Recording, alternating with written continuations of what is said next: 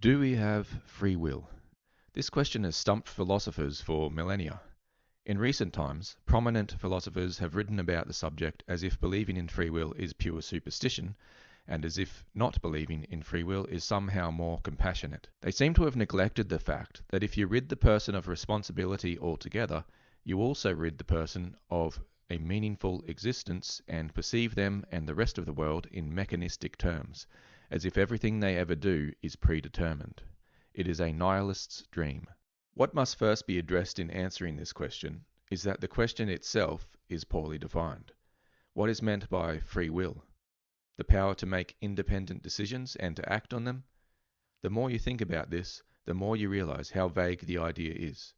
But let's try to answer the question by asking, is there any possibility that an individual has any power at all to make conscious decisions that are not illusory, to act or respond to stimuli in a particular way according to his or her own values? Whether or not we have absolute control over our actions is another question, but let's investigate whether a human being is simply living with the illusion of volition, or whether that is an extreme view developed by those wanting an answer on a matter that is as yet not understood to the extent that they might like to imagine. I would first like to point out that the very same crowd who confidently push the idea that we do not have free will are the very people who will also claim that consciousness evolved to begin with so that the creature can observe what is going on and make appropriate decisions. That seems to be forgotten in their rhetoric on free will. Those who denounce free will altogether like to point to Benjamin Libet's research on the matter, somehow neglecting the fact that even Libet himself did not think that he had disproven free will.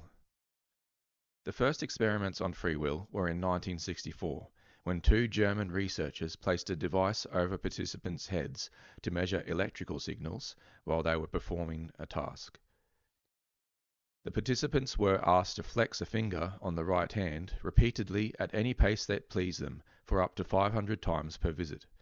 This revealed a very subtle uptick in the electrical pattern, which the researchers later called the readiness potential or Bereitschafts potential. The researchers believed they had observed the brain readying itself to create a voluntary movement. 20 years later, Benjamin Libet made the case that not only was the brain readying itself for action, but that the brain makes its decision to act before the person is consciously aware of it. The idea spread like wildfire, as dramatic ideas do, and still to this day, even lay people bring it up in conversations as if it were written in stone, that our brains decide what we will do and we are merely passive witnesses. But Libet's original claim had rested on shaky ground to begin with, and studies in more recent years have made it all the more unlikely to be correct. Even Libet himself was less confident of the finding than those who like to promote the nihilistic perspective. The original study was subject to numerous confounding factors. In the study, they had reported that the readiness potential fired at 500 milliseconds before the action, and that the conscious decision was made only 150 milliseconds before the action. Thinking about this, it is hard to believe that the experiment ever developed authority in the science community. If the participant is reporting the time of when they made the decision by looking at a clock and reporting the time, how could that possibly be accurate?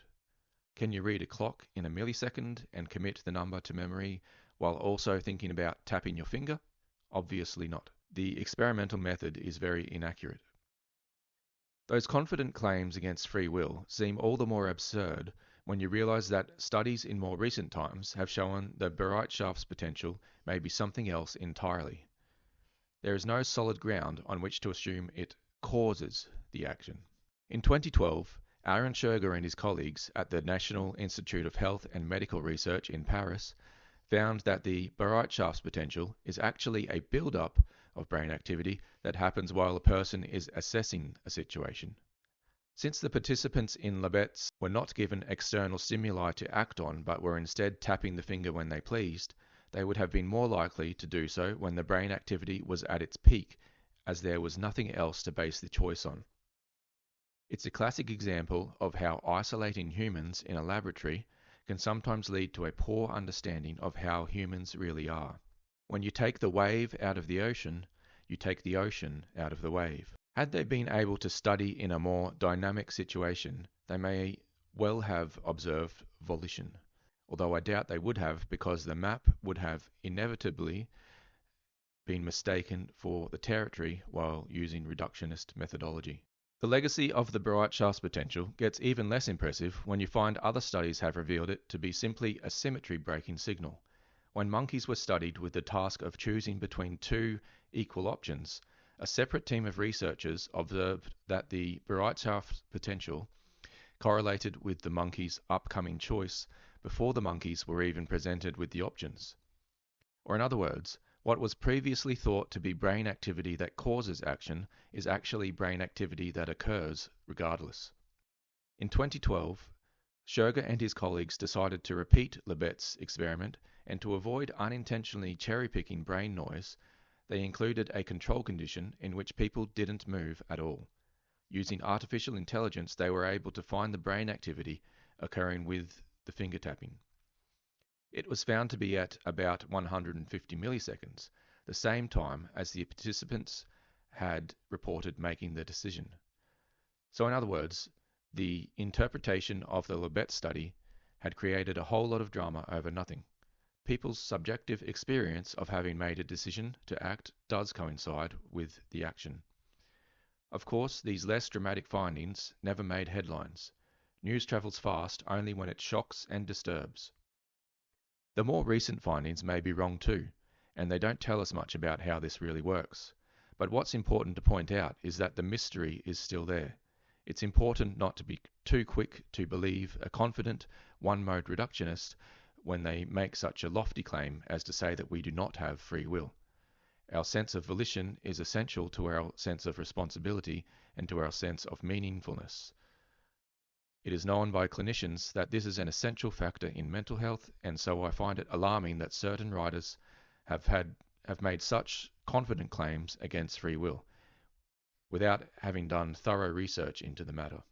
Now I'll quote Benjamin Libet himself in 2004, "Given the issue is so fundamentally important to our view of who we are, a claim that our free will is illusory should be based on fairly direct evidence. Such evidence is not available." I will soon have an interview with Aaron Schurger being uploaded regarding this research. Like and subscribe if you are interested. Thank you.